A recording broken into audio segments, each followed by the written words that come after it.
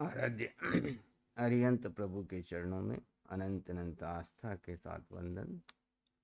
शासनपति श्रवण भगवान महावीर स्वामी के चरणों में अनंत अनंत आस्था के साथ वंदन।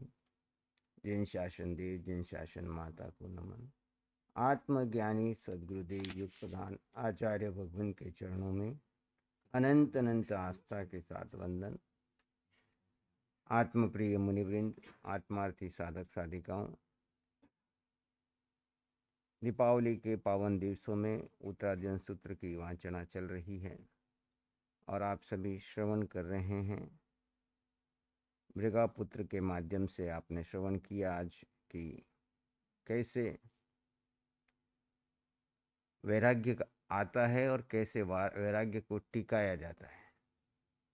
वैराग्य कितने प्रकार का है? खिचड़िया वैराग, शमशान का वैराग। खिचड़ी खाते खाते वैराग होता है, शमशान में जाते जाते वैराग होता है ना। किसको मसाणिया वैराग जिसको कहते हैं ना। और दूसरा होता है ज्ञान गर्भित वैराग्य, अनुभव जनित वैराग्य। वैराग्य ही एक ऐसा रास्ता है जो हमको मोक्ष मार्ग में ले जाता है। और संसार का एक ही कारण है, वो है राग भाव। राग, वैराग्य और वीतराग।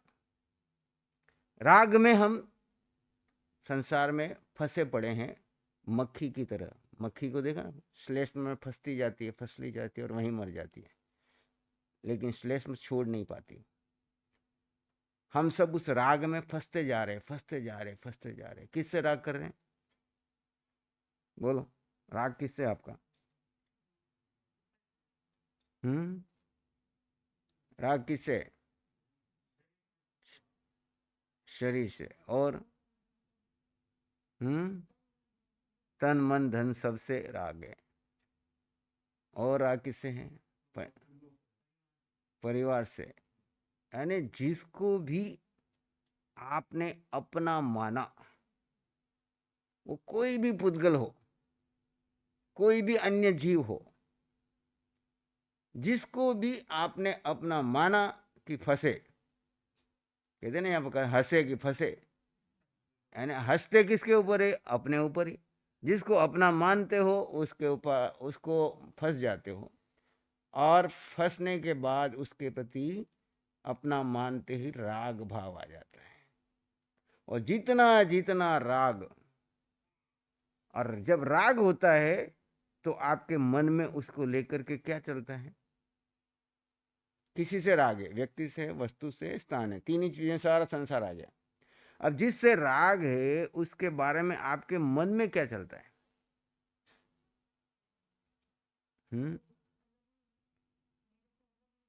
मेरे से अलग ना हो, ये मन में चलता है। और उसको लेकर के विचार चलते हैं। क्या चलते हैं? अब आंख बंद करके बैठो और देखो आपके अंदर में विचार किसके चल रहे हैं? अपनों के चल रहे हैं, पराये को चल रहे हैं। जिस जिस व्यक्ति, वस्तु, स्थान को आपने अपना माना, भूत में माना, वर्तमान में मान रहे हो, भविष्य में अपने, उसको लेकर के विचार, चिंतन, मनन चल रहा है।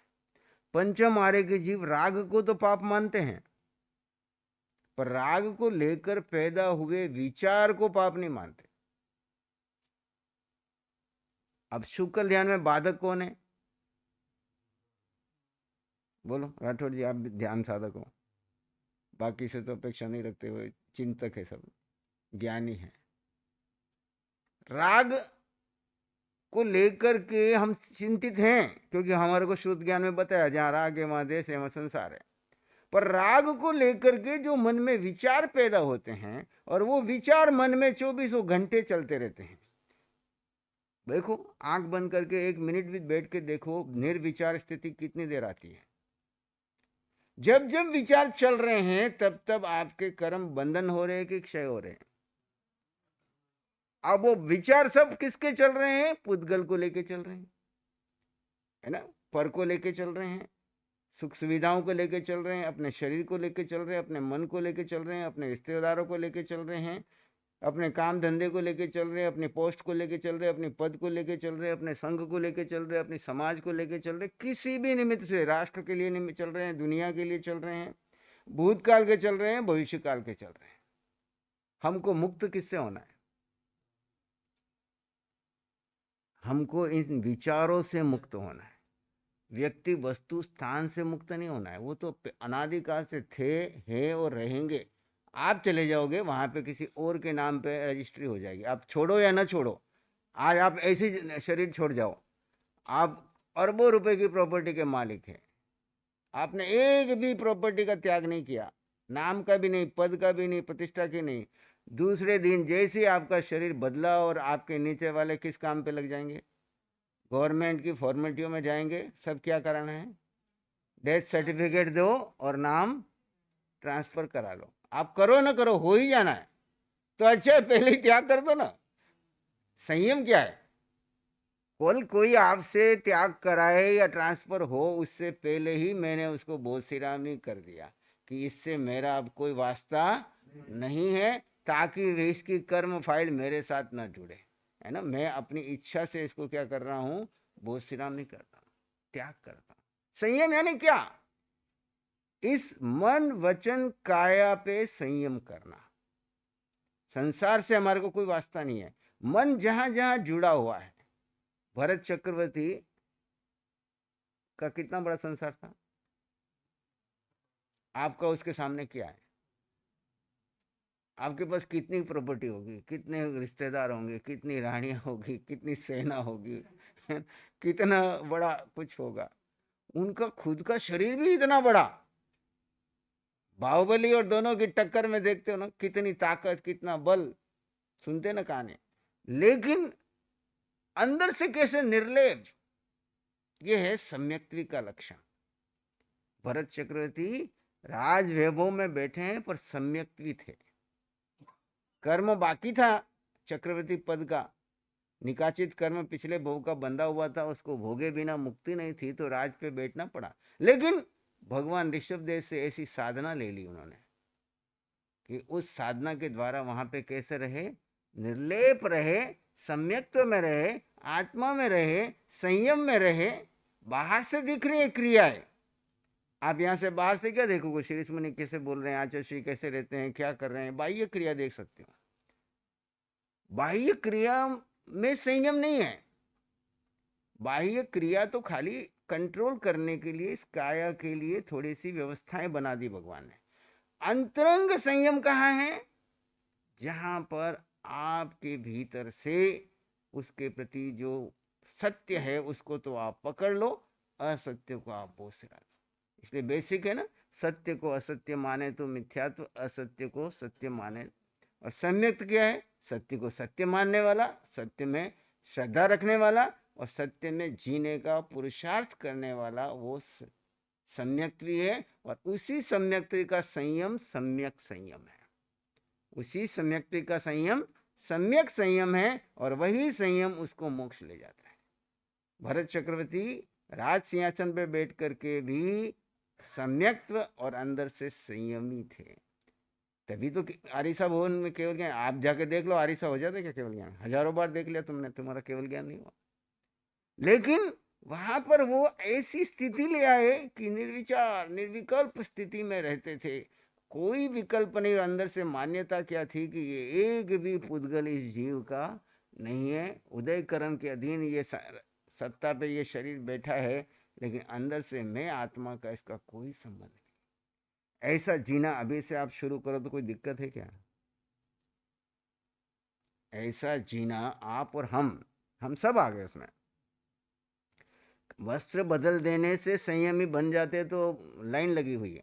और भगवान कहते हैं ज्ञान में कि तुमने इतनी बार संयम लिया कि उसके अगर रजोरण और पात्र या उपकरणों का ढेर लगा दें तो मेरू पर्वत भी छोटा पड़ेगा। इतना तुमने क्रिया की, लेकिन मुक्ति क्यों नहीं हुई? क्योंकि जीव के स्वभाव में नहीं ठहरे। स्वभाव है ज्ञाता दृष्टा, विभाव है कर्ता भोक्ता। मैंने ये किया, मैंने ये करता हूँ, मेरे जैसा ये, मैंने ऐसा करूँगा, मैं ये कर दूंगा। कर्ता भाव जो है वो विभाव है। अब देखो 24 घंटे में हमारा कर्ता भाव कितना रहता है, दृष्टा भाव कितना रहता है। चाहे वो अपने व्यापार में देखो, अपने घर में देखो, अपने मन में देखो, अपने आसपास देखो, अपने समाज में देखो, सिर्फ अवलोकन करो। अवलोकन करोगे तो आप विज्ञ हो, समझदार हो, आपको समझ में आ जाएगा कि मेरा अधिकांश समय किस में जा रहा है, विभाव में जा रहा है कि स्वभाव में जा रहा है। निमित्त निर्दोष है, किसी के निमित्त से जा रहे हो विभाव में, उसका कोई वास्ता नहीं है। निमित्त सारे निर्दोष है, किसी निमित्त से हमको कोई वास्ता नहीं। वास्ता है हम स्वभाव में है कि विभाव में है। आपको कि मैं घर वालों के लिए विवाह में जाकर कर्ता भोक्ता कर रहा हूँ, तो वो याद करो वाल्मीकि ऋषि की वो कहानी, जब नारद जी ने उसको कहा कि जा घर वालों को पूछ क्या कि जब तू पकड़ा जाएगा चोरी में, जब तेरे को डंडे पड़ेंगे तो क्या तेरे घर वाले तेरे उसमें पार्टनर बनेंगे? आप भी पूछ के आना घर पे जाके, तुम्हारे लिए मैं इतना आराम समाराम कर रहा हूँ, है ना?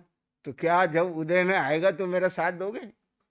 वो क्या आप न्याय नीति से कमाओ, अन्याय करोगे, हमारा कोई आपके साथ नहीं है। न्याय नीति से, प्रामाणिकता से जितना लाओगे उसमें भी हम बचाने की कोशिश करेंगे ताकि आपको आपातकाल में काम आएगा। वो ये नहीं कहते कि आपको अन्याय अनीति से उल्टा सीधा करके हमारे घर में खूब सुविधा ला के दे दो। वास्तविक धार्मिक परिवार होगा तो वो ये कहेगा न्याय नीति से कमाओ, आप कोई ऐसा उल्टा सीधा काम मत करो कि जिससे आपकी रात की नींद बेचैन हो, असमाधि हो, बाद में कर्म बंधन हो। तो आपन अवलोकन करना कि मैं आजू बाजू आस पास सब लोगों को देख करके मैं जितना विभाव में जा रहा हूं, किसी को भी निमित्त बना करके उसके लिए जिम्मेदार कौन हूं? बाहर भेजा गया जिम्मेदार कौन है? मैं स्वयं ही जिम्मेदार हूं। कर्ता भोक्ता जब जब बन रहा हूं, कर्ता भोक्ता में सारी बातें आ गई। ज्ञाता दृष्टा भाव को छोड़ करके जो भी घटनाएं घट रही है वो सब विभाव है। सिंपल शॉर्टकट, मुक्ति का शॉर्टकट क्या है? चाहे दुनिया में कुछ हो, अंदर में कुछ हो, मन में कुछ हो, आसपास कुछ हो, घर में कुछ हो, परिवार में कुछ हो, संघ में कुछ हो, देश में कुछ हो, दुनिया में कुछ हो, भविष्य में आपके जीवन में कुछ हो या होने वाला हो, ऐसा मालूम भी पड़ जाए, लेकिन अगर आप ज्ञाता दृष्टा भाव में हैं तो आप धर्म में हैं। और आप उन सब घटनाओं को लेकर आत्मोद्यान कर रहे हैं, चिंतन कर रहे हैं, चिंताएं कर रहे हैं और विचार पैदा कर रहे हैं, तो आप उस समय विभाव में हैं और कर्म के बंधन चल रहे हैं। इस बंधन को रोकना ही पहला काम है। पहला कार्य क्या करना है? बंधन को रोकना। दूसरा कार्य है ज्ञाता दृष्टा भाव में रहने का अभ्यास बढ़ाना। जितना जितना ज्ञाता दृष्टा भाव में रहने का अभ्यास बढ़ेगा उतना उतना कर्ता भोक्ता भाव छूट जाएगा, क्योंकि उतनी देर दृष्टा हो उतनी देर तो बच गए। अब जब ज्ञाता दृष्टा भाव नहीं हो तो समझ लेना मेरा इस समय बंधन चल रहा है शॉर्टकट में, चाहे वो सबकॉन्शियसली चल रहा है चाहे कॉन्शियसली चल रहा है, पर चल रहा है। और जिस समय ज्ञाता दृष्टा भाव में हो उस समय आप धर्म में हो, धर्ममय हो, धर्ममय हो। धर्म की क्रिया तो कोई भी कर सकता है। ट्रेनिंग दी जाए, ये बालिका को भी दीक्षा दी जाएगी, जो जो गुरनी ट्रेनिंग देगी वो सारी धर्म की क्रिया करेगी और धर्म क्रिया करके संतुष्ट हो जाएगी। मैंने जो जो गुरनी ने बताया वो सारा, इतने बजे प्रतिक्रमण करना, ये पाठ करना, ये याद करना, ये करना, वो करना, उपवास करना, तपस्या करना, बेला करना, ये सब ठीक है क्रियाएं, पर इन क्रियाओं के बीच में मैं जीव स्वभाव में हूं कि विभाव में हूं, ये अवलोकन कौन करेगा? खुद ही खुद को करेगा। ये घुरनी नहीं कर सकती, कोई दूसरा नहीं कर सकता। खुद अपने अंदर में झांक के देखो कि वर्तमान में ये प्रवचन करते हुए श्री मुनि स्वभाव में है कि विभाव में है। अपना प्रभाव दबाने के लिए कर रहा है, जमाने के लिए कर रहा है तो कर्ता भोक्ता है, और अपने सहज भाव में स्वाध्याय के लिए बैठा है और अपना स्वाध्याय स्वयं का चिंतन है। सामने वाले में जिसकी पात्रता होगी, लेना होगा ले लेगा, नहीं लेगा तो कोई बात नहीं, मैं तो अपने स्वाध्याय के लिए अपने स्व की स्थिति में रमन करने का पूरा। फिर भी कहीं फिसल गया तो जैसे पूरा हो कि वापस अवलोकन करो, प्रतिक्रमण करो कि ये इतने 20 मिनट में, 30 मिनट में, आधे घंटे में, 1 घंटे में मैं कहाँ था। प्रवचन तो शीर्ष मुनि करा, पर मैं कहाँ था, यानी मैं जीव आत्मा कहाँ था। स्वाध्याय तो कोई और करा रहा था, पर मैं कहाँ था स्वाध्याय करते समय। देखते ना अपन भक्तामर पढ़ते पढ़ते मैं कहाँ चला जाता हूँ, ये तो दिखता है ना। रोज माला फेरते फेरते आप कहीं और चले जाते हो। लोग कहते हैं माला में मन नहीं लगता है, और माला ने तुमको बताया कि तुम्हारा मन है और वो मन भटक रहा है। अब उस मन को खाली करने का तरीका सीखो। तुम ध्यान में लोग कहते ध्यान करते, ध्यान तो मन तो लगता ही नहीं, फिर ध्यान क्या करना? मन लगाने के लिए ध्यान नहीं है। ध्यान किया तो तुमको मालूम पड़ा कि आत्मा के अलावा तुम्हारे अंदर में क्या क्या है, और वो तुमको कहाँ कहाँ नचा रहे हैं। मन तुम्हारा है क्या पोपटलाल जी? मन अपना है कहीं? मन, बुद्धि और पांचों इंद्रिया पोपटलाल जी की है, जीव की नहीं है। पोपटलाल जी अलग है और जीव अलग है।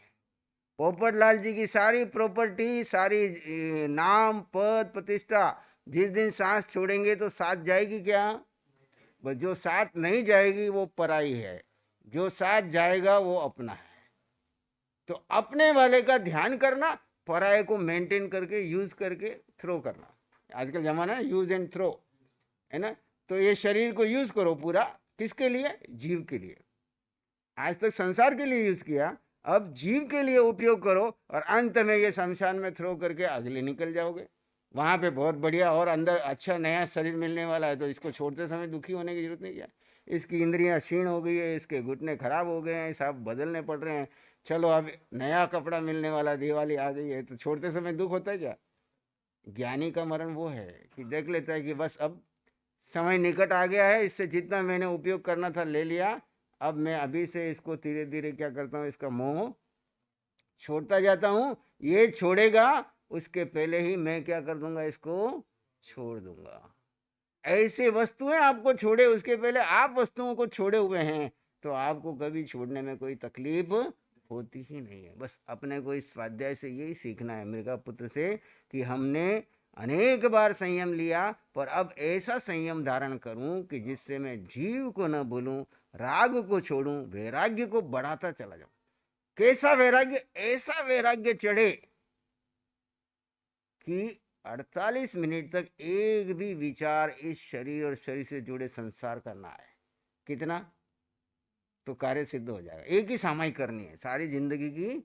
ये सामायिक तो हमारी प्रैक्टिस है, जो आप कर रहे हो और जो हम कर रहे हैं 24 घंटे की जो हमको दी गई, ये हमारी प्रैक्टिस है। पर रियल एक सामायिक अगर हो जाए पूर्ण, इस काल में पूर्ण नहीं हो सकती, लेकिन उत्कृष्ट अंतर मुहूर्त तक तो जाएं। उत्कृष्ट अंतर मुहूर्त कितना? एक समय कम 48 मिनट तक तो हम जा सकते हैं, इस काल में भी बाधक नहीं है। उसका पुरुषार्थ, उसका पराक्रम, आगे बढ़ते जाएं। आज इतना ही। ओम शांति। ध्यान करेंगे, आंखें बंद कर लीजिए। मन वचन काया शांत शांत शांत। सिर से पांव के अंगूठे तक आपका शरीर भिन्न है और आप भिन्न है।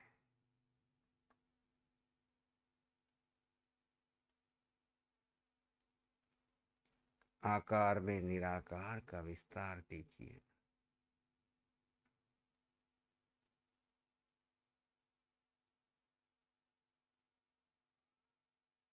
क्रियात्मक शरीर में अक्रिय हो जाइए।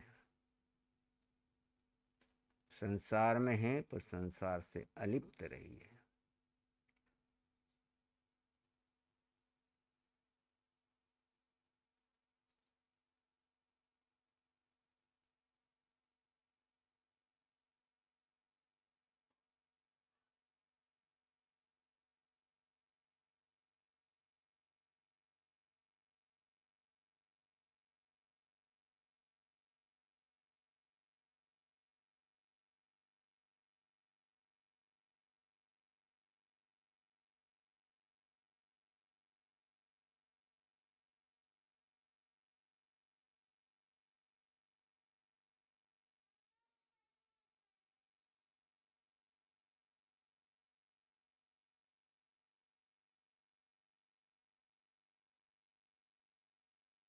निर्विचार निर्विकल्प समाधि। जीव का कोई विचार नहीं, सारे विचार जड़ शरीर से, मन से, बुद्धि से जुड़े हुए हैं। जीव इन सब का मात्र दृष्टा है। जानना देखना जीव का गुण है।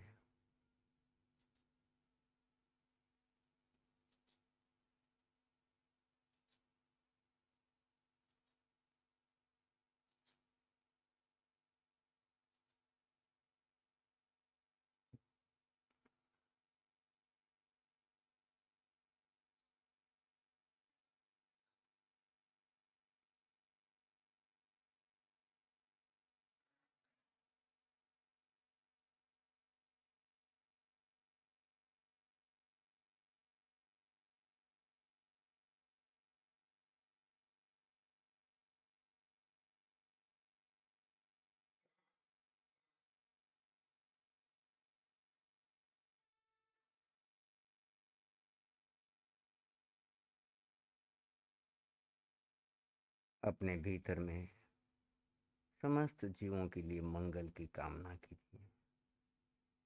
पूरे ब्रह्मांड में अनंत जीव हैं और अनंत पुद्गल हैं। पुद्गल से ये शरीर बना है। पुद्गल को पुद्गल चाहिए, जीव को कुछ नहीं चाहिए। समस्त जीव अभेद दृष्टि से सिद्ध भगवान जैसे हैं। सिद्धा जैसो जीव है, जीव सो ही सिद्ध। करम मेल का अंतरा बूझे बिरला को। समस्त जीव सिद्ध भगवान जैसे हैं। मैं जीव और अनंत सिद्धों में जाके मुझे विलीन होना है, यही मेरा लक्ष्य है। अभेद दृष्टि से सब जीवों के लिए मंगल कामना करें। सबका मंगल हो, सबका कल्याण हो, सबको शुद्ध सत्य धर्म प्राप्त हो, वितराग धर्म प्राप्त हो। सब जीव मोक्ष मार्ग में आगे बढ़े, मोह को क्षय कर मोक्ष मार्ग में आगे बढ़े, ऐसी मंगल कामना। एक शरण है धर्म की, और शरण नहीं को।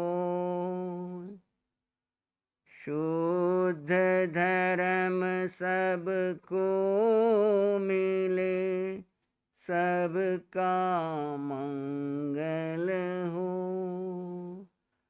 सत्य धर्म के तेज से सबका मंगल हो। सबका मंगल हो, सबका कल्याण हो। इन्हीं भाव में रहते हुए एक लंबा गहरा सांस लीजिए, धीरे से छोड़ दीजिए। दोनों हाथों को अपनी आंखों पर ले जाइए, कोमलता से स्पर्श कीजिए। नमो अरिहंताणम, नमो सिद्धाणम, नमो आयरियाणम, नमो उज्जाणम, नमो लोये सब सामनम। आचार्य भगवान की आज्ञा से श्री चतारी मंगलम, अरिहंता मंगलम, सिद्धा मंगलम, साहु मंगलम, केवली पणतो धम्मो मंगलम। चतारी लोगोत्तमा, अरिहंता लोगोत्तमा, सिद्धा लोगोत्तमा, साहु लोगोत्तमा, केवली पणतो धम्मो लोगोत्तमं। चतारी शरणं पवज्जामि, अरहन्ते शरणं पवज्जामि, सिद्धे शरणं पवज्जामि, साहु शरणं पवज्जामि, केवली पणतं धम्मं शरणं पवज्जामि। चार शरण दुख हरण जगत में, और न शरणा कोई होगा। जो भव्य प्राणी करे आराधन, उसका अजर अमर पद होगा। उसका सदा ही मंगल होगा। आचार्य भगवान का स्वास्थ्य पूर्व अपेक्षा सुधार पर है।